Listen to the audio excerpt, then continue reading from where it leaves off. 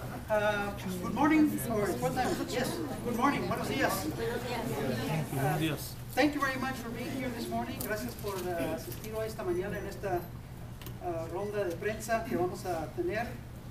We would like to, first of all, introduce the special guests that are here today for this conference. We have District Attorney Jaime Esparza, County Attorney Joan Bernal, Chief Greg Allen from the El Paso PD, Sheriff Wiles with the Sheriff's Department, Chris Benoit with the El Paso Civil Rights Project, and Lydia Cruz with the Labor Justice Committee. The purpose for this press conference is to announce a new initiative, a new collaborative, if you will, between all of these agencies in applying or implementing the new state law that I have the honor of introducing in the legislature that prohibits the theft of wages for our workers in this community here in El Paso. It's a very important piece of legislation because we know from reports, we know from surveys that have been done that 1 out of 5 workers in this community do not get paid their wages. Who are we talking about? We're talking about day laborers, we're talking about individuals who work in the construction industry, in the landscaping industry, and other sectors of our economy that not only robs the individual workers and their families of the wages that they earn, but also impacts our own economy. To the extent that these workers don't have their wages paid, they can't provide for food, they can't get their rent paid, they can't provide for healthcare services, and certainly their spending is not circulated into our economy as well. So I think that all of El Paso benefits from an aggressive law enforcement effort against those unscrupulous employers that for years and years, not just here in El Paso, but in other parts of the border and up in Houston and in other sectors of the state where there's a lot of construction industry, where workers do not get paid. And so this is the first initiative that I'm aware of statewide. In talking to a reporter the other day, that's a statewide reporter, who asked me the question, the first initiative across the state to come together in a unified fashion as we have here in El Paso through this committee to implement the processes, the procedures for enforcing this important statute. So I would like to at this time call on the individuals here with us to give you more specifics in terms of their role and the importance of this legislation. I want to thank certainly the workers who are here. Darle las gracias a todos los trabajadores y sus familias que están aquí presentes por asistir a esta ocasión donde anunciamos una nueva colaborativa, iniciativa de parte de las varias agencias policíacas, de los procuradores, fiscales de aquí del distrito, todos trabajando en conjunto para asegurar que la nueva ley contra del robo del sueldo, sea implementada y sea observada por todos los empleadores y patrones en nuestra región, ya que sabemos que es un problema muy grave en esta región. Primero quiero llamar, I'd like to first call upon our District Attorney, Jaime Esparza. This is the office that has a lot of the enforcement authority, in fact, the enforcement authority over these cases, and Jaime will give a fuller explanation about the role his office will play. Mr. Esparza. Good morning. I'm glad to see you all out here. This is an important initiative for us. I'd like to thank Senator Rodriguez for his leadership in this area, but especially the leadership of the County Attorney, Joan Bernal, and Chief Allen from the El Paso Police Department, and Sheriff Wiles. Sorry, Sheriff Wiles. These cases are actually more complicated than most people think. Wage theft sounds so simple, but it's more difficult to prove. With the assistance of Senator Rodriguez's new legislation and this initiative, I think we'll have more successful prosecutions. I think that the important message here is that we are serious about wage theft. Those employers who believe that they can hire someone and not pay them for the work due, then we're going to pursue that. It does take work. It's not just the sole responsibility of the district attorney's office, and actually we do the tail end of the work, we do the prosecution, but the prosecution would not be successful without adequate investigation, and I'm pleased to know that both Sheriff Wilds and Chief Allen have committed their resources in making sure that these cases are investigated properly so that we can have a successful prosecution. For those of you who might be curious, it is a Class B misdemeanor if the theft is from $20 to $500. It's a Class A misdemeanor if it's from $500 to $1,500, and it is a state jail felony if the theft is anywhere from $1,500 to $20,000. But to briefly tell you, we are committed to the prosecution of these cases. As you can see, there is wide community interest. That's why there are those many people around here who are in this room. I do believe it is a problem, but it is something that I think we, at least in this community, with the leadership of Senator Rodriguez, that we are addressing. Thank you. I next want to call on our El Paso County Attorney, Ms. Joanne Bernal. Thank you. Good morning.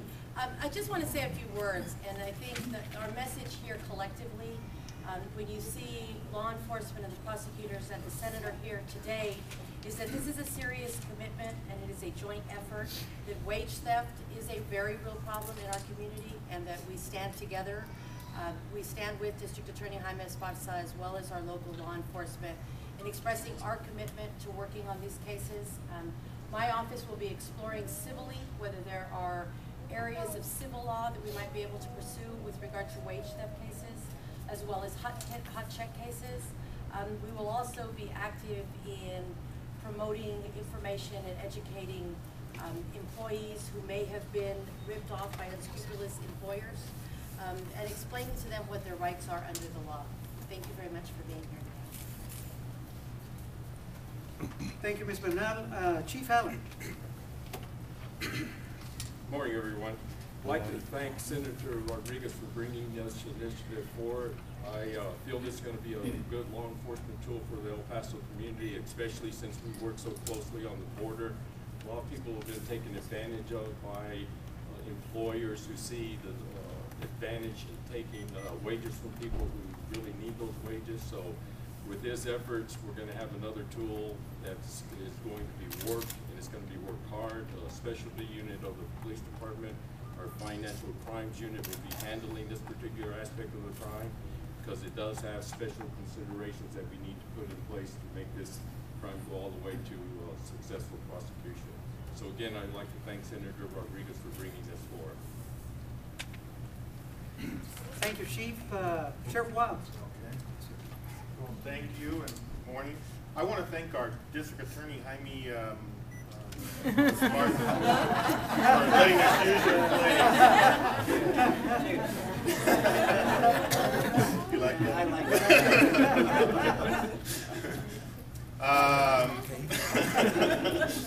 I can't repeat everything that the senator said because he's right on point about everything that he said regarding this issue, and I'm very pleased to see you get the people together that have a great concern over this issue in our community. I mean, there's very few press conferences I've been to where we have our citizens with us standing side by side, supporting what we're doing, because it's an important issue here in El Paso. From a law enforcement perspective, I'm hoping, and I thank you, the members of the media, for being here, that the message gets out not to even do it. We would much rather prevent these crimes from occurring. And that means that people work and they get paid what's rightfully theirs. And then that stops the process. And if we can achieve that, we've done a lot. But the message should be to those people who think that they can get work out of people and not pay them, that we stand together and committed to take the appropriate action. And that means, from a law enforcement perspective, that the Sheriff's Department and the Police Department will accept your complaint, will investigate that complaint, will make the appropriate arrest, and will present that case to the District Attorney for prosecution. And that's our commitment to you here today. Thank you very much. Thank you, Sheriff. Next, I'd like to call on Ms. Lydia Cruz with the Labor Justice Committee to give you a perspective from the workers' standpoint. Ms. Cruz. Buenos días, yo represento al Comité de Justicia Laboral. una organización de base que cuenta con más de 100 miembros y alrededor de 30 activos. Llevamos 2 años luchando por los derechos de los trabajadores en cuanto al robo de salario y casi 2 años trabajando con la oficina del fiscal de distrito para implementar esta ley. Hoy significa un logro muy importante no solo para la comunidad, sino para los trabajadores de la clase más vulnerable. Con esta ley esperamos que los empleadores paren de cometer abusos, prácticas de fraude y no se manejen en este ambiente de impunidad. Es importante por los casos en los cuales los empleadores sean reincidentes y donde tienen como práctica de su negocio el robo de salario.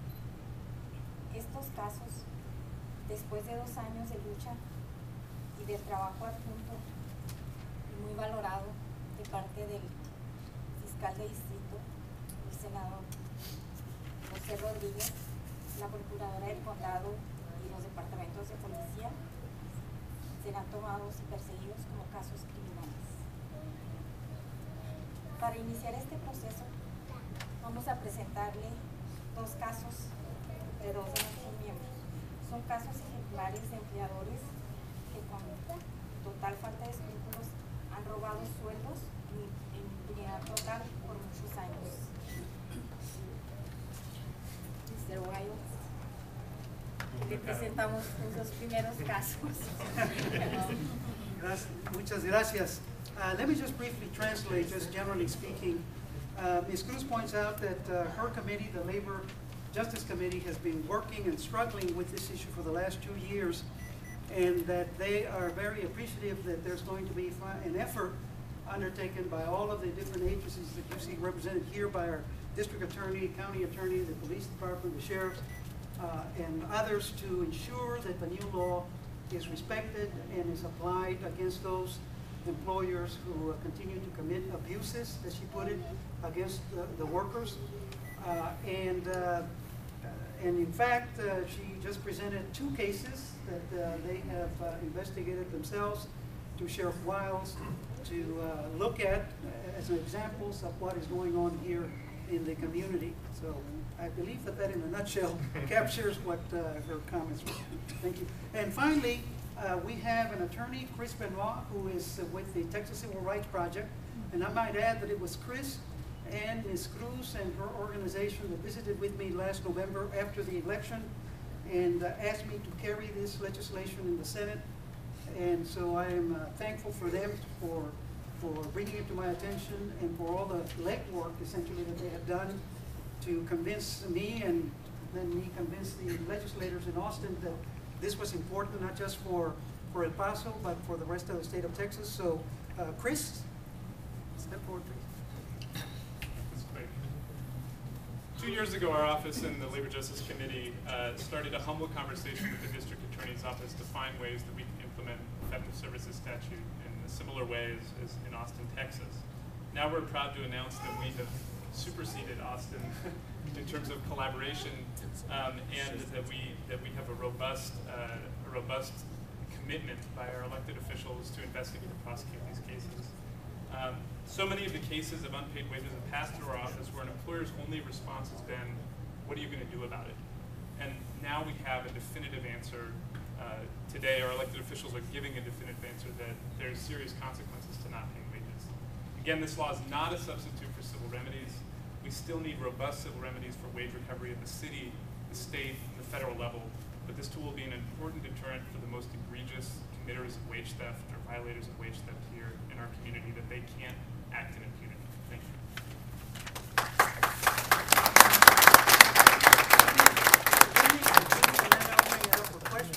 I don't know, should we do individual questions?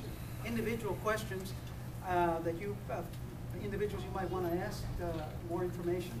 But I want to conclude by thanking, first of all of the workers who are here today and the media that showed up, as well as our elected officials and agency personnel that have made a commitment, as you've heard. I couldn't be prouder of my community. El Paso always seems to lead the way in different areas, and I'm confident that this is one of those where in the first instance in the state of Texas we have all of these agencies, as Sheriff Wiles pointed out, collaborating now together to ensure that people observe the law, follow the law, and do right by our workers and our families here in this community. So with that, I'd like to open it up for any questions, algunas preguntas que tengan ustedes individualmente de los oficiales, de los trabajadores y los representantes de los trabajadores. Muchas gracias. Thank you.